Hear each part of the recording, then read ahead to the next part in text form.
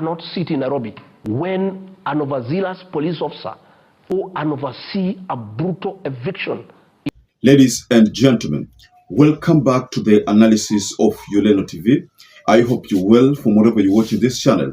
I'd like to start this session by appreciating you so much for making this channel grow. If you wish to support us, just subscribe to our channel and give this video a like. I am Deputy President of William RUTO. I cannot sit in Nairobi when an overzealous police officer using police officers paid by the public, using guns owned by the people, by the taxpayers, using ammunition, go and oversee a brutal eviction in the middle of the night against helpless women and children. That will not happen. Now, from that video from Gachagua, where Gachagua talks about the forceful eviction, saying that it will not happen under his watch. From that video, what do you make of Gachagua's sentiments? Because the issue of Mavoko imekataliwa na watu wengi. One, the issue of Mavoko upon a ruling that the judge gave, the Machakos court judge, there was no time for notice. So personally, what Gachagua is saying in that video is totally different from the position of William RUTO. William RUTO's position ni kwamba kama ulinyakua shamba, kama ulijenga mahali ambao sio kwako, kama wewe ufukuzwe utolewe, demolition ifanyike and the like. So but if you look at Gachagua's position, is quite different from his boss position. Number two, the police in that county committee on security and intelligence, a discussion will be arrived at on how to evict people in an orderly manner so that people are not brutalized. We have come from a government, the government that was there, the Uhuru administration, that was heartless, that brutalized its own citizens under the supervision of police. Property was destroyed. I am Deputy President of William RUTO. I cannot sit in Nairobi when an overzealous police officer using police officers paid by the public, using guns owned by the people, by the taxpayers, using ammunition, go and oversee a brutal eviction in the middle of the night against helpless women and children. That will not happen. You know, earlier on we did an analysis here. We talked about that interception that the Azimio leaders attempted to have on the police who are supervising the demolition. Because the demolition was unlawful, according to many people, there ought to have been some kind of notice, just like what is happening with the Kirimaland. Because in Kirimaland, wamepewa notice of paka end of December. That is between that time the ruling was given out to the end of December. That is according to the time the courts gave out. Ni kwamba hiyo time imewatosha kuhama. Kama wanataka kuhama, kama wanataka kubomoa jengo lako, kama wanataka organize finance, mulipe Kirima. But you see, the good thing with the locals there is that you say that, okay, fine, we can agree with the family tuone venye itafanyika. That is the position they gave out.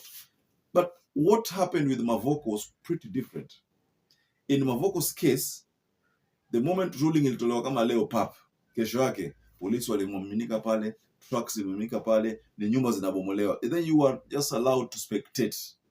You could not salvage. You see, let me be honest with you. This issue of a demolition huwa iko inaumiza roho. I remember earlier this year, you know, I own a small cafeteria. So earlier this year, there was a pavement road that was supposed to be built, and we had not been served with any notice, by the way. So that day of demolition, we were just told that people, the trucks were there, and everybody's being told to remove. If at all you had maybe a semi-structure, you're asked to remove on your own volition. So the tractor was just there, waiting for anybody who will not. So I was informed about that deal. I had to rush there. You know, first of all, I sent someone to go and observe what is happening after getting information that the tractor was almost on the verge of a demolition on my cafeteria. What I did, I just had to rush there on my own and plead with them to allow us to, peacefully, cut some of those metals which are used for extension and the like. So hii issue inagusa kabisa roho. So I was just trying to imagine if that is how I felt. What about this someone who had maybe a school there, a church there, someone who had built a residential, alafu all of a sudden is inabomolewa everything. How does that person feel? As you can see, hivi ndivyo tumefanyiwa. It's painful. It's very painful. Ukiona mundu akiaria ũũ ni araigua ruo.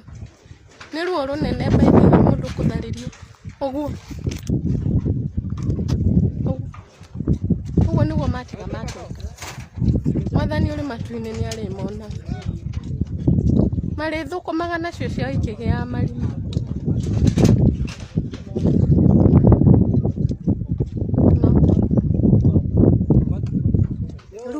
Ruto. Idio mazao. This is what you have done to me. I thought you were a godly president. But hivi ndivyo umefanya.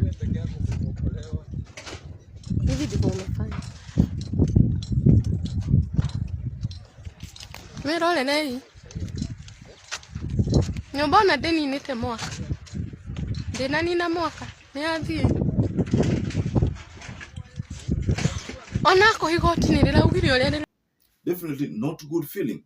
So that's why you find that Gachagua had that kind of reaction, which to me is quite different from William Ruto's position, because all these things, the moment the courts made that ruling, the moment William Ruto pronounced certain things, the police decided to react in the manner in which they reacted. And how did they react?